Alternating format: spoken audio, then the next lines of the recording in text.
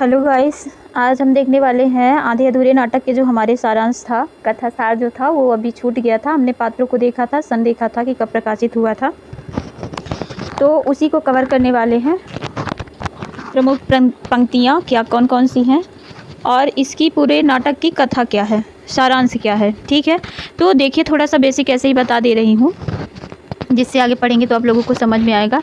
इसमें एक सावित्री है जो मेन पात्र है और जगमोहन नायक है। नायिका है सावित्री और नायक कौन है? महेंद्रनाथ। ठीक, महेंद्रनाथ बेरोजगार रहता है और सावित्री नौकरी करती है, उसी के घर से पैसे से खर्च पूरे घर का चलता है।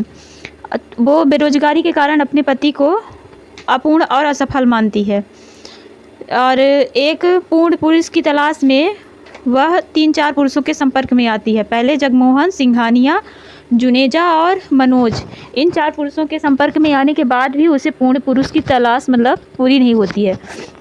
वो लास्ट तक यही पूर्ण पुरुष की तलाश ही करती है। अंततः उसे नहीं मिलता जब, तो सबको बोलती है कि सब एक के जैसे हैं। और ये पूरे परिवार के बिखराव की कहानी इस नाटक में है। पूरा परिवार बिखर जाता है, किसी से किसी को कोई मतलब नहीं रहता है। चलिए देखते हैं इसका सारांश, कथा सार क्या है। ये दृष्टि की बुक है। यह नाटक 2 भागों में पूर्वार्ध तथा उत्तरार्ध में विभक्त है। आधे अधूरे नाटक एक आधुनिक मध्यवर्गीय एवं शहरी परिवार की कहानी है। ये नाटक जो है वो शहरी परिवार की कहानी है, ठीक है ना, मध्यवर्गीय। महेंद्र बेरोजगार है, उसकी पत्नी सावित्री नौकरी से घर चलाती है। वह अपने पति को असफल और अपूर्ण मानती है। एक पूर्ण मनुष्य की तलाश में वह जगमोहन, सिंघानिया, जुनेजा तथा मनोज से मिलती है, परंतु अंततः उसकी तलाश जो है वह अपूर्ण ही रह जाती है। महेंद्र अपनी बेकारी से उपजी अशक्तता से क्षुब्ध है। अपनी पत्नी के मध्य यह तनाव बच्चे बिन्नी, किन्नी, अशोक पर बुरा प्रभाव डालता है। इन दोनों की आपसी मनमुटाव के कारण इनके बच्चों पर भी बुरा प्रभाव पड़ता है।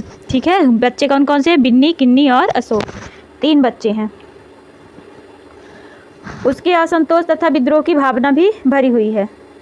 उन बच्चों में आक्रोश और असंतोष की भावना भी आ गई है। ठीक है, फिर है प्रमुख उद्धरण। महत्वपूर्ण जो पंक्तियां हैं इस नाटक की, उनको देखते हैं। ये दृष्टि की बुक से है। आदमी जो जवाब दे उसके चेहरे से भी झलकना चाहिए, पुरुष एक बड़ी लड़की से कहता है। अब पुरुष एक कौन है? महेंद्रनाथ। कि दो आदमी जितना ज़्यादा साथ रहे, एक हवा के सांस ले, उतना ही ज़्यादा अपने को एक दूसरे से अजनबी महसूस करे। बड़ी लड़की स्त्री से कहती, कौन सी अड़चन उनके हाथ में छलक गई, चाय की प्याली या उसके दफ्तर से लौटने के आधे घंटे की देरी। ये छोटी छोटी बातें अड़चन नहीं होती, मगर अड़चन बन जाती हैं। एक गुबार सा है जो हर वक्त मेरे अंदर भरा रहता है और मैं इंतज़ार में रहती हूँ कि जैसे ही कब कोई बहाना मिले जिससे उससे बाहर निकल लूँ। और आखिर बड़ी लड़की स्त्री से कहती, मैं इस घर से ही अपने अंदर कुछ ऐसी चीज़ लेकर गई हूँ जो किसी भी स्थिति में मुझे स्वाभाविक नहीं रहने देती। बड़ी लड़की स्त्री से, क्योंकि मुझे कहीं लगता है कि कैसे बताऊं क्या लगता है। वह जिसमें विश्वास के साथ यह बात कहता है, उससे मुझे अपने से एक अजीब सी चिढ़ होने लगती है। मन करता है आपस की हर चीज़ को तोड़ फोड़ डालूं, कुछ ऐसा कर डालूं जिससे उसके मन को कड़ी से कड़ी चोट पहुंचा सकूं। उसे मेरे लंबे बाल अच्छे लगते हैं, इसलिए सोचती हूँ इन्हें जाकर कटाऊँ। वह मेरे नौकरी करने के हक में नहीं है, इसलिए चाहती हूँ कहीं भी कोई भी छोटी मोटी नौकरी कर लूँ, कुछ भी ऐसी बात जिससे एक बार तो वह अंदर से तिलमिला उठे। पर कर मैं कुछ भी नहीं पाती, और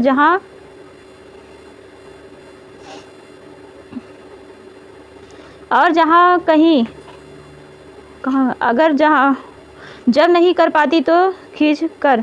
बड़ी लड़की स्त्री से ही कहती है, कई दिनों के लिए अपने को उससे काट लेती हूँ, पर धीरे धीरे हर चीज़ फिर उसी ढर्रे पर लौट आती हूँ। सब कुछ फिर उसी तरह होने लगता है जब तक कि हम नए सिरे से उसे खोम में नहीं पहुँचाते।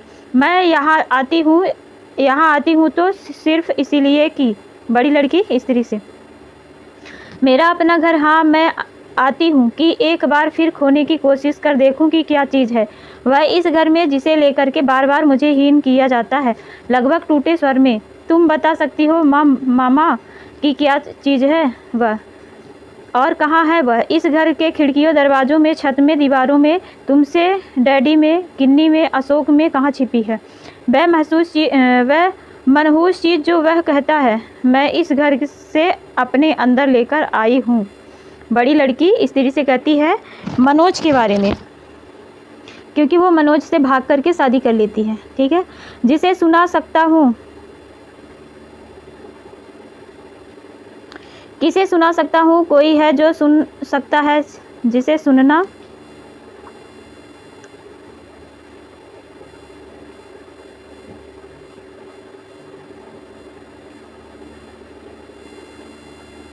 ये वाली कोटी से ज़्यादा इम्पोर्टेंट। सचमुच महसूस करता हूँ, मुझे पता है मैं एक कीड़ा हूँ जिसके अंदर ही अंदर इस घर को खा लिया।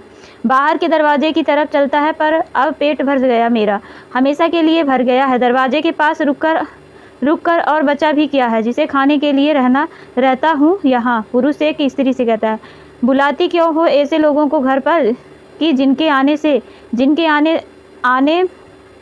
से हम जितने छोटे हैं उससे और छोटे हो जाते हैं अपनी नज़र में।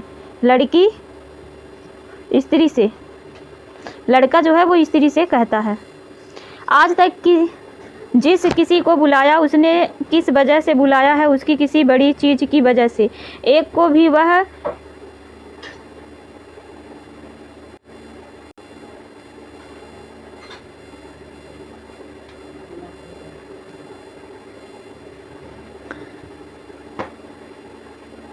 बिल्कुल मानता हूँ, इसीलिए कहता हूँ कि अपनी आज की हालत के लिए जिम्मेदार महेंद्रनाथ खुद है।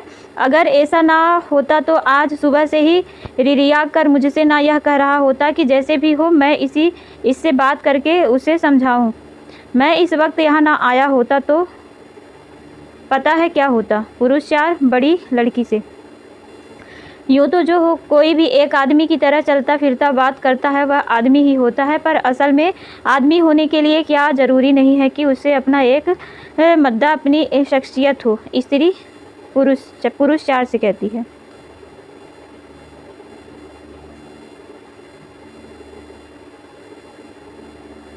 जो हमको लाइनें इम्पॉर्टेंट लग रही हैं उन्हीं को कवर कर रहे हैं।